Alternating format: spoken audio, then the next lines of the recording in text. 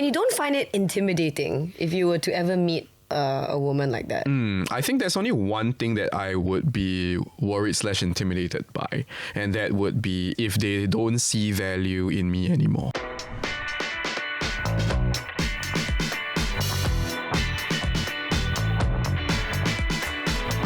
Been a while, but welcome back to another episode of Men Explain. Thank you for your viewership, your loyalty, and your love. Today, we've got two beautiful, wonderful, lovely guests with us here today. It's Chow and John. Hi guys, my name is Chow, and thank you for the whole lovely introduction. You're welcome. It's very rare to hear someone be like, beautiful. John and I were both like, oh, beautiful. I was referring to you, lah. Yeah, thank you so much. mostly. Thank you so much. beautiful and we yes. feel good. We feel good. Right, my name is John, and I'm glad to be back. Yeah. 2023 is the year of changes once again. You're back for round two. So. I am back for round 2, and I've lost a lot of weight, so I feel like I have to say this on every video that I've appeared because I worked hard for it. You look, there's something lighter and brighter about you. What can I say? Definitely I'm lighter. glowing. Actually, I think it's the lighting. So we're here to answer some interesting questions here today, including our overarching one. Are men afraid to date strong, independent women? No. Here's looking at you. He replied so quickly. Roll the credits, we're done. Hold on. Okay, wait. There's some explanation here. Okay. Do you even know what it's like to date a strong, independent woman? All right. I guess we're diving straight into it, but okay, dating a strong, independent woman, I would say no. But what one looks like, I would say, agak, maybe I have an idea. Because a strong, independent woman birthed me. He has a really cool mom. I just want to put it A out really there. cool mom who is also possibly the biggest tigress in Singapore. Tiger mom. Yes, very dangerous. Do not mess with her. But I've seen what that's like, and I've not dated someone like that, but I would say, based on a thought experiment, we extrapolate, and based on data that I've gathered throughout my life, I would say no, I'm not afraid. But what does dating one feel like? I have no clue because I haven't dated one before. But for Chow, do you consider yourself a strong, independent woman? I never really categorize myself as that because I feel like it's a archetype that I still respect a lot and I look up to. Yeah. So it's a little bit difficult for me to completely declare that I am that thing that I admire. But Interesting. I feel like there are, because it's something I admire, definitely it inspires me, and there are traits about a strong, independent woman that I would want to have for myself. Yeah, like being independent. I think I am very independent, but maybe a different degree of a strong, independent woman. I think I see where you're coming, because I do think that I'm a strong, independent woman, but on some days I just don't want to be. I just want to be, the person that needs people to do something for me. But it is also a choice, or your mood. You know what I mean? So it's not like every second of every waking day I want to be that stereotype, right? So I suppose more often than not, I would consider myself a strong, independent woman. Yeah, that's the vibe I got. Yeah, and that's the vibe I got. pretty much how I make a lot of decisions. It's just that I never really bucketed it into a label. Yeah. Yeah, but if we're going to put a label on it, I guess that's me. Yeah, well, we're going to unpack it a little more. John was a little bit he had a bit of a face when you said, what were your thoughts? Because I was just gonna straight up almost cut in, and but that's not appropriate to do. So my answer to whether you're a strong, independent woman is absolutely yes. There's no need to. There's no going around. But it's yes. Yeah. You know what? I'm gonna kick that self-doubt away. Yeah, because clearly there are traits that I see in you that definitely fit the definition of strong and independent. And such as, right? So when it comes to dealing with adversity, she is somebody that has a lot of, is very resourceful and picking up on what she has in her environment in order to get through her problems. And that's strength, right? And independence in the sense that she is someone that is able to pull together also resources and headspace to work out things in her life so that she continues moving forward, right? And without over reliance on anyone, and people that she picks up along the way, in fact, rely on her, and that's independence. Ain't that interesting? So the answer is yes, absolutely. So do you rely on her for certain things? Yeah, for sure. For sure. We're not talking allowance or money, but we're talking about emotional support. Emotional support, I think, for our friendship, we rely on each other. So that's nice. But it's more for example, I wouldn't be housemates with her if she didn't find the house. All right. So you're the one that made the decisions in some way. Pretty much. Okay. So when it came to, I think any big life decision or any challenge that I face, I just go out of my way to find a solution without asking someone for help or relying on someone else to get the job done. I rather do it by myself than wait for someone to do it. So in the context of us staying together, the entire process and how it went down really was me going for a viewing, sending them the listing of the house, saying, this is the house, I'm going to schedule a viewing for you guys, let me know your thoughts. They go down for the viewing, they tell me that they're okay, and I get all the paperwork done. I say, okay guys, we're moving in. Super impressive, by the way. Nice. So Yeah, much- you never told me this. Thank you. Why would we say mushy stuff to You've never you? told me this Well, you know, why before. would you say mushy stuff in person when you can do it on YouTube? It's kind of like almost like a you will never want to praise your sibling kind of feeling. yeah, because Right. because you're just like, ew, get away from me. But other people ask you. I love you. Like, get out of my face. The other people ask like, why you talk shit about my sibling? Huh? But yeah, you know, she's so good at these kind of things, right? That it almost feels like even if we do try to contribute, instead of alleviating her difficulty, You we'll mess get it in the up. way. You mess know? it up. Yeah. Wait, just curious. Are you like Capricorn or something? No, I know No, this. I'm not. What are you? Taurus. Yes. Oh. How you know? What's going on? Nothing. I just pick out the earth sign because Yeah. I like figured I'm a Capricorn, so I hear a lot of that similarity. Okay. It's just that I am not the best in terms of organizing and planning. I feel like that's the side of me that's not so similar to you. Okay. I make decisions. If you present me with 5, you know what I mean. Okay. So yeah. You get It- someone to choice narrow it down. answers. is it? Narrow it down, yeah. So you're the person that she would just make the final decision. Yes. Right. Okay. Yeah. Okay. Well, I think that is a good example of independence, you know, in Yes. some ways. But taking you back even further, let's say, you know, in terms of earning money and stuff like that. Now, I think more so than ever, there are so many more financially independent women Yes. Oh, than yes. before, and we Of focus course. a lot on that. Like, we don't want to just be like, okay, I'll just find a rich husband and rely on that guy. Have you ever thought of that, or do you have friends who maybe contribute to that? Okay. I think a very common sentiment that I get, especially, I don't know if it's accurate to say, but in this industry, or at least in the social media space, right? Yeah. And there are a lot of people who will just say they say this very lightly. They'll be just like, you can just go and get a sugar daddy. Oh. I get that so much. Like, people always tell me, and I always get DMs from people saying they From want to be sugar daddies? Yeah, they want to be my sugar daddy. What? Oh, you don't? Okay, yeah. Like, it No, I happens. think people are like really scared of me or something. Nice. I wish more people were afraid of me. You're too small.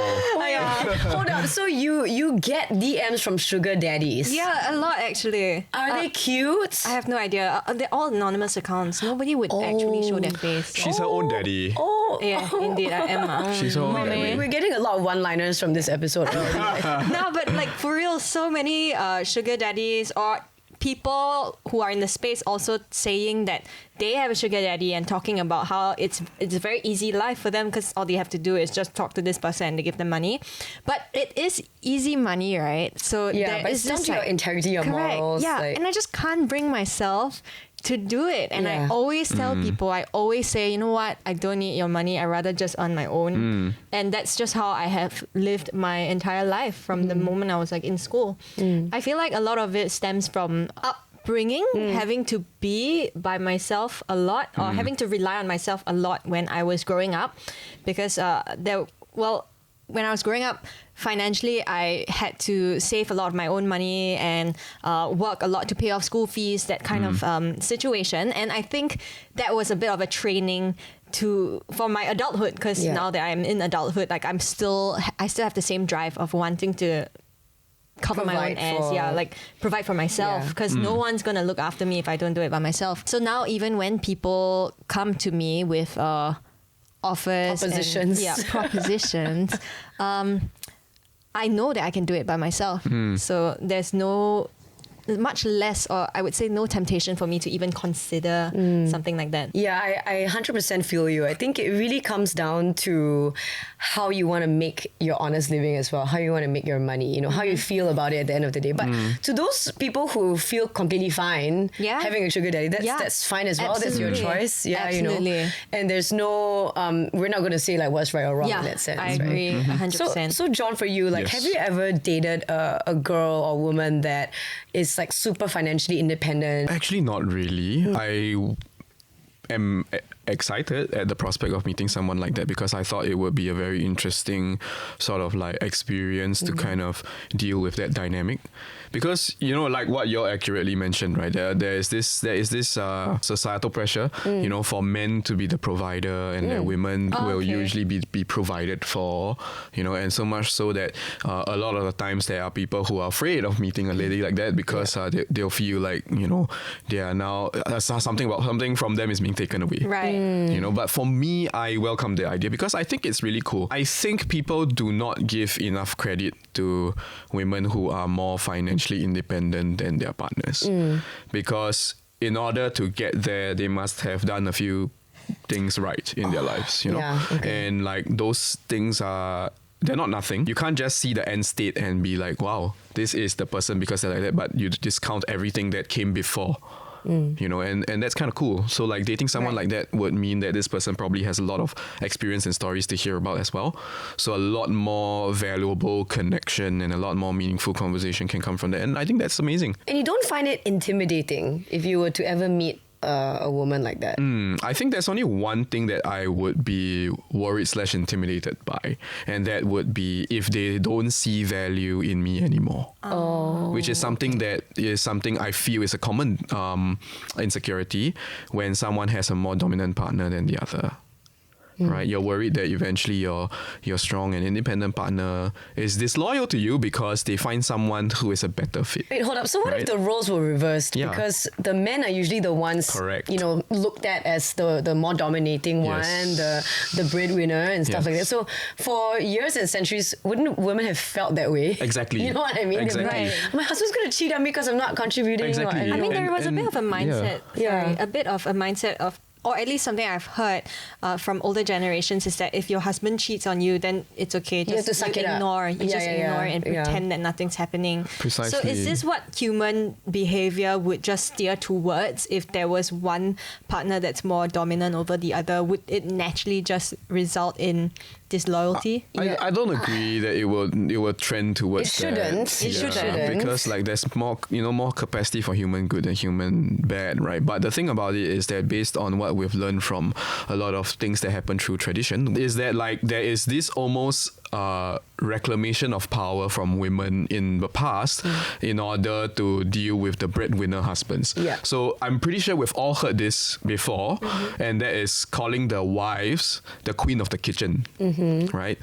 The provider at home. I'm definitely not the queen of the kitchen. Let's just put it out there, okay? No, but like it's such a curious term because you think about it, like why is there a need for someone who is the leader of a kitchen, Right. or someone who is the leader at home?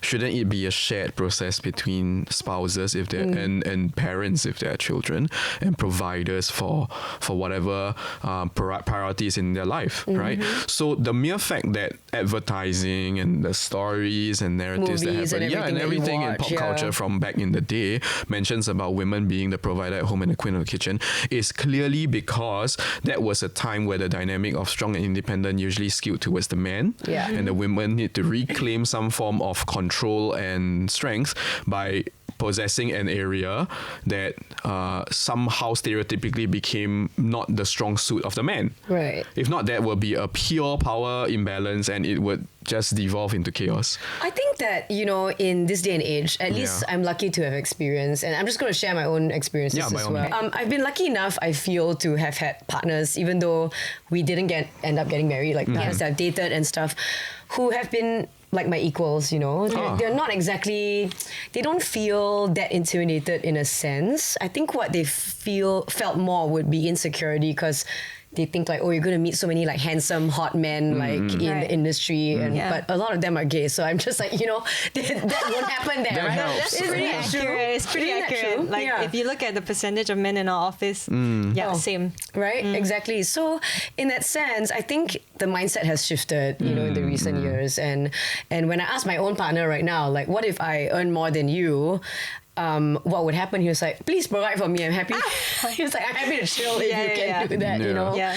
But for Chow, like, have you ever dated a man that was intimidated by what you do, your success, for example, your independence? Because I can tell that you are obviously you're taking life into your own hands and Yeah, for sure. You know, I think quite similar to you actually with your experience in dating. I was very lucky myself that the partners that I've had so far and the people I've gone out with and taken things with a bit further, they've all been pretty much equal as well, and they treat me with respect. And I think it is because the sole reason why things could even move further is because they've always treated me with respect. And if anyone even gave me the slightest feeling of them thinking that they have to be more powerful than me, or they have to earn more than me to feel important, then I don't think it would have even worked out or have gone very far.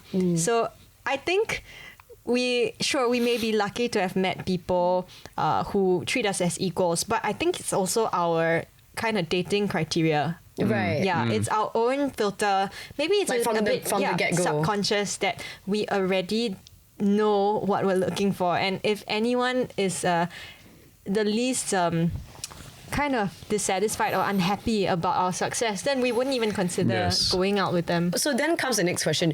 Do you think that independence translates into confidence necessarily? Oh.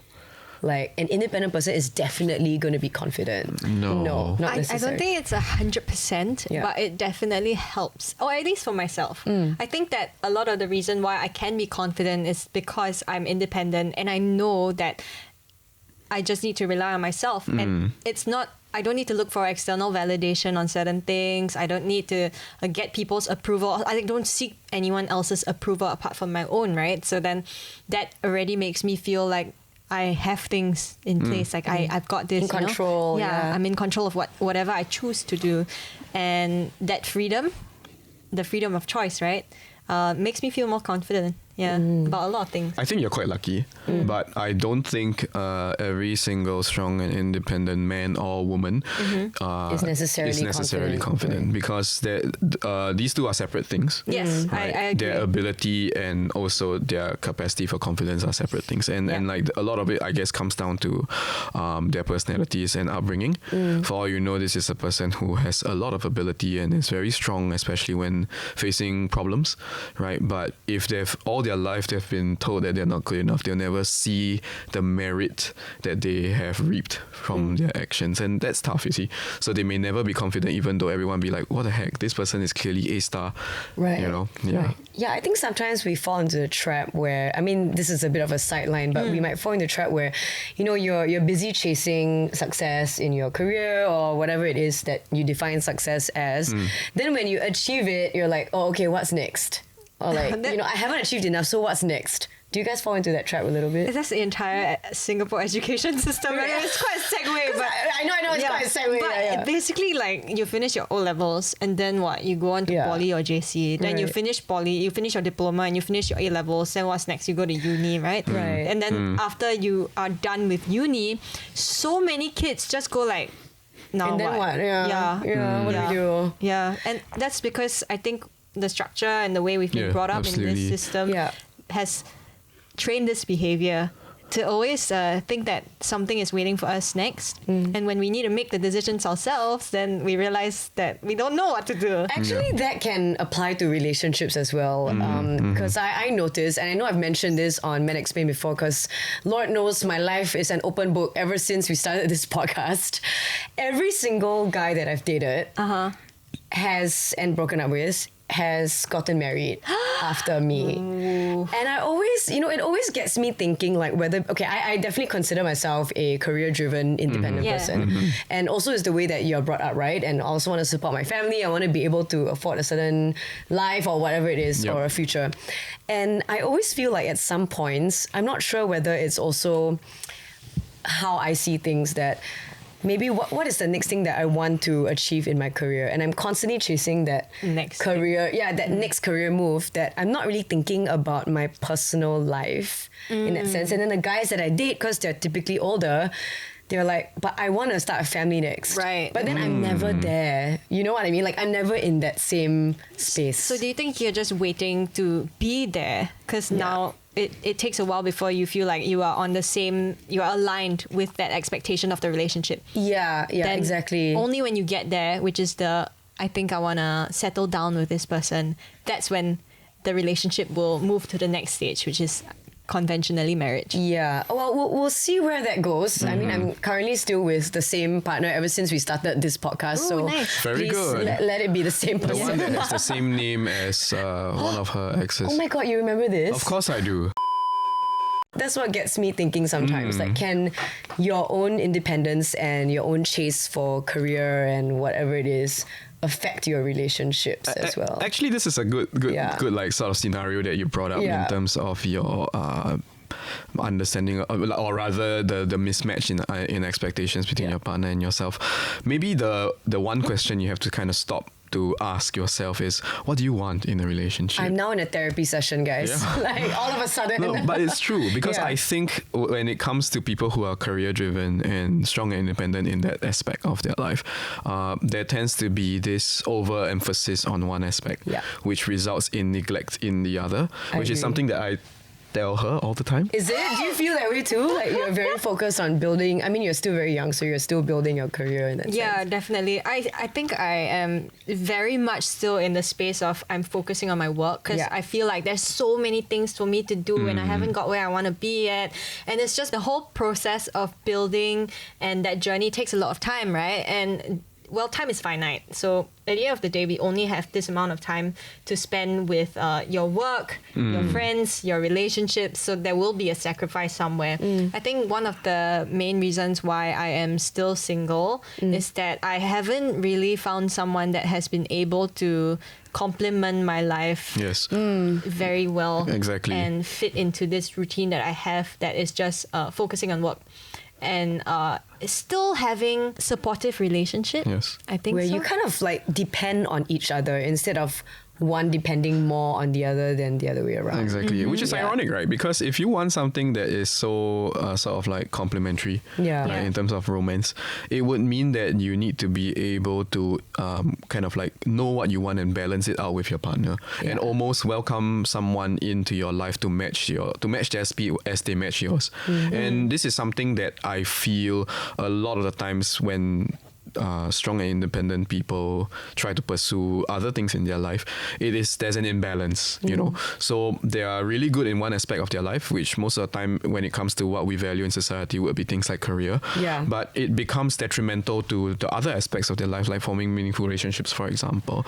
So one of the things that I've been trying to put an active effort into doing is to live a more sort of like balanced life. So if you are more driven and you have a lot of energy and drive, you know, maybe channel that a little bit into the other aspects of your life so that you're able to more holistically grow into yourself.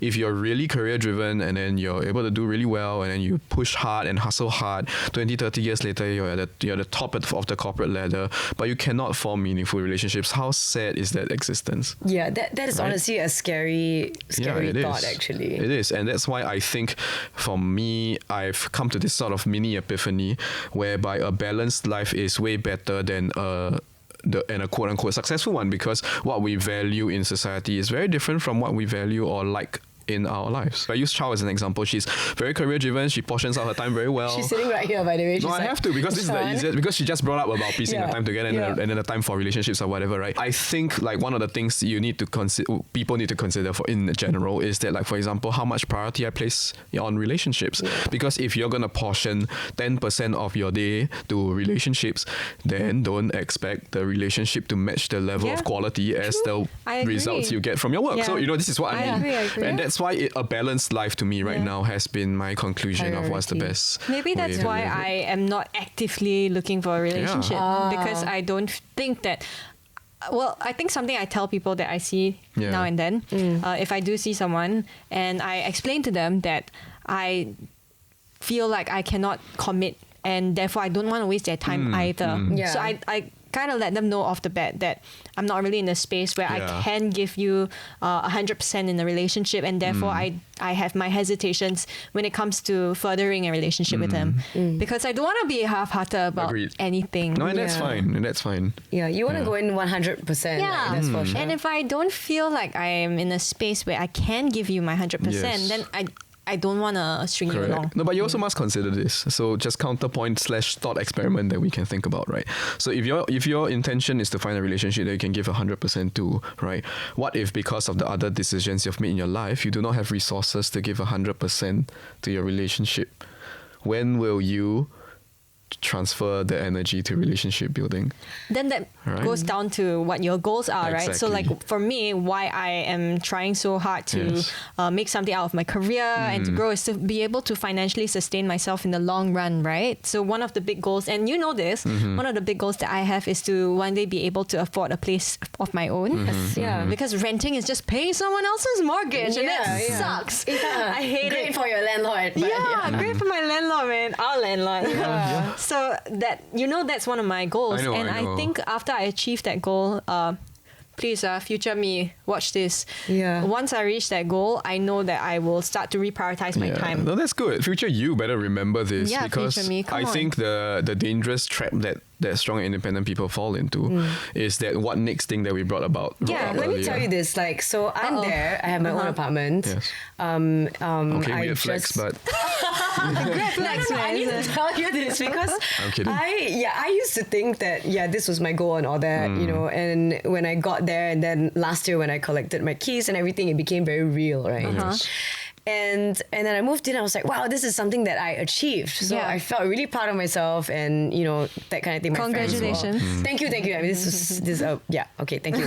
So Asians just cannot accept compliments. But we just have problems. I will insert- I will insert congratulations somewhere in It's between fine, later to we got- just just- frighten just her. throw it in. I'm just gonna Congratulations. fade out. I'm just gonna fade out. But I discovered that I'm still thinking about Yes. what my next career move Yeah. is, Yeah. because I know that I need to sustain myself. I don't know whether also because in our industry, Yes. you know, we're also taught to think in a way that you got a shelf life, especially if you're a Yeah, woman. Especially if like- you're a woman, I always hear this: "You got a shelf life, you know. Well, you better hustle when you're young."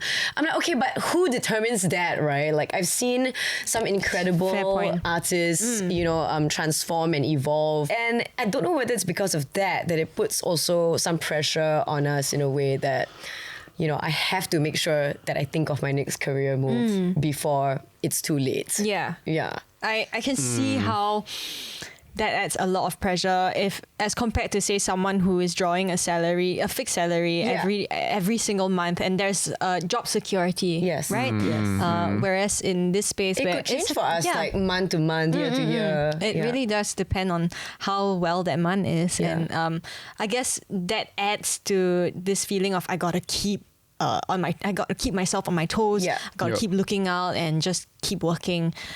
But what I hope is that eventually, when I reach my Yeah. goal, I will be able to reframe. And fundamentally, right, I'm a very simple person. I have a very simple lifestyle, and simple things just keep me satisfied. I don't need anything extravagant in my life.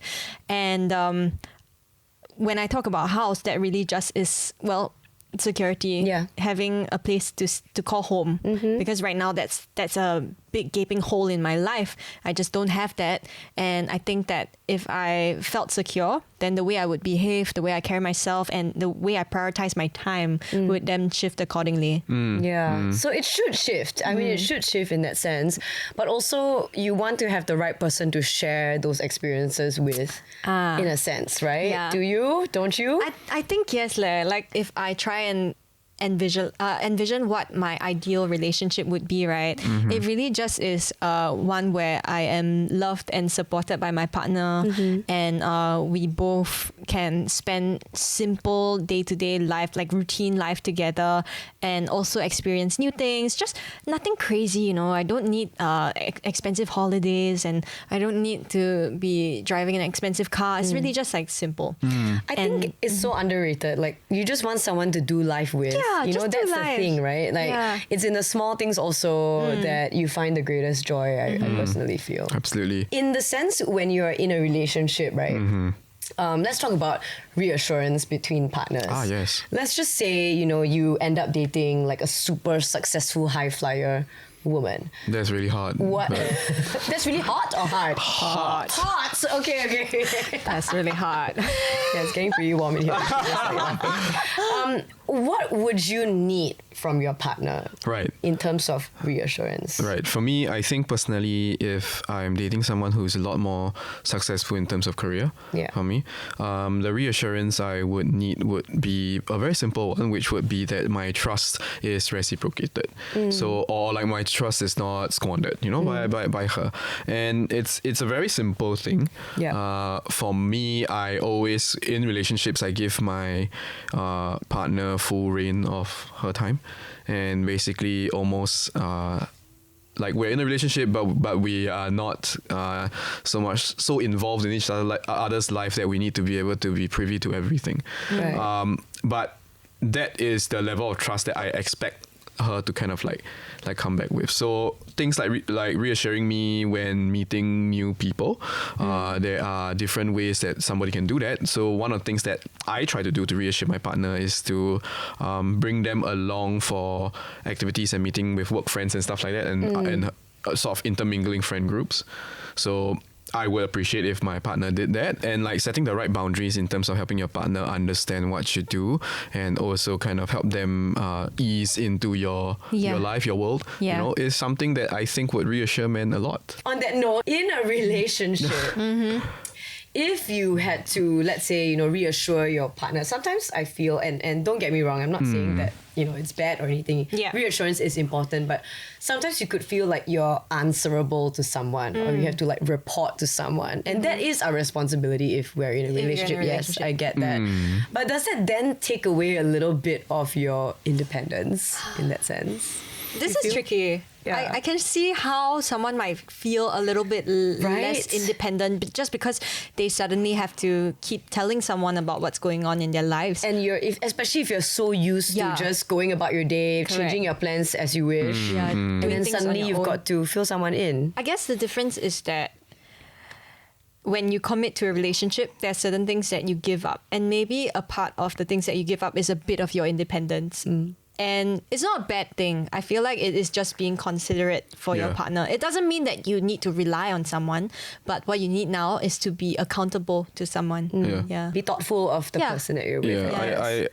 I don't completely agree with the fact that you need to give up something. So it's not necessarily a giving up of your independence. It's more of like getting your partner to be able to understand what you do. So this accountability is not just to let your partner know what you do, but it's also to earn their trust. And a good example is like, for example, with our parents, we will eventually reach a point in our life where they trust us enough that we don't need to account for everything that we do. It's true. I mean, ever since I moved out and lived on my own, exactly, it's not the same dynamic anymore. Like it used to be like, what time are you coming home? Or like, are you eating dinner? Or blah, blah, blah. But now it's more of like, I just update them kind of, okay, at the end of the day, like and what I did. It's not something that happens overnight. You see, and I think the same has to be applied to your partner if you are someone who lives a very independent life. You have to get them to understand and trust you to a certain extent. It doesn't have to come as a sacrifice to your independence. It is more of you being able to balance your independence and the understanding that right now commitment also has a priority in your life. So if you have this understanding and respect for the level of commitment, you would be able to reassure your partner at the level that you can afford to without sacrificing your independence. So I don't necessarily believe that it has to be at the expense of your independence. But in the event that, John, if you had to, constantly update your partner, or almost like I have to report my whereabouts or whatever, would that make you feel emasculated to any sort of extent if you're answering to this person if she's the breadwinner, that kind of thing? I will not feel emasculated because I feel that the relationship has to take a certain priority in your life. And if you are not able to sort of like kind of have that level of communication, because I'm not saying that I have no limit, right? There has to be a limit for my tolerance as well. If things get a little bit too out of hand and this person is asking me for too much, and stuff like that, then you will have to answer the question within yourself whether this relationship is good for you. It doesn't always have to be emasculating for it to be bad.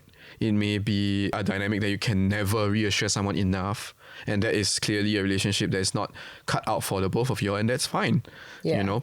So I don't think personally I would feel emasculated if I need to be someone that needs to be reporting to my partner. In fact, I do not mind reassuring my partner. It's just that if this is taken too far, right, I would feel that instead of being emasculated, I just don't think this person would be good for me. Yeah. Regardless of how strong, independent, attractive, whatever they are. Yeah. No matter how hot she is. Yeah, I mean, hotness is just checking. Hotness is just the cherry, the icing on the cake, you know?